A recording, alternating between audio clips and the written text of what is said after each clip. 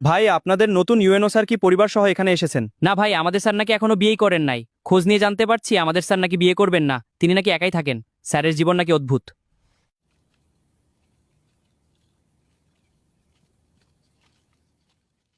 কি করে বলবো তোমার আসলে মন কি যে চায়, কেন সে পালিয়ে বেড়ায় তোমার থেকে।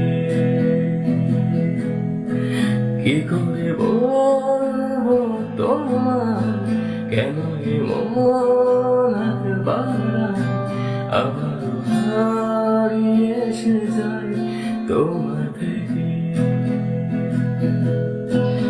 তুমি জানতে পারোনি কত গল্প পুড়ে যায়, তুমি চিনতে পারোনি আমাকে কি করে বলবো তোমার আসলে মন কি যে চায়, কেন সে পালিয়ে বেড়ায় তোমার থেকে।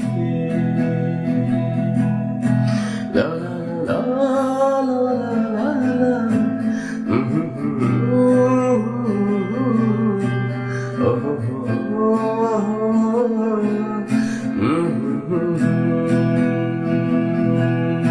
গাজুর মা, আজ নাকি মুলনির বিয়ে। ওর বাবা নাকি ফটকা একটা ছেলের সাথে জোর করেই বিয়ে দিয়ে দিচ্ছে। প্রফেসর মানুষ হিসেবে কাজটা বেমানান। আমিও এটাই শুনলাম, কাজটা ভালো করলো না। দেখ মুতালেব, কাজী সাহেব ভেতরে রেডি, কিন্তু আসল কাজের কাজটা তো এখনো বাকি। বিয়ের আগে এই খাতা কলমের হিসাবটা চুকিয়ে ফেলা ভালো।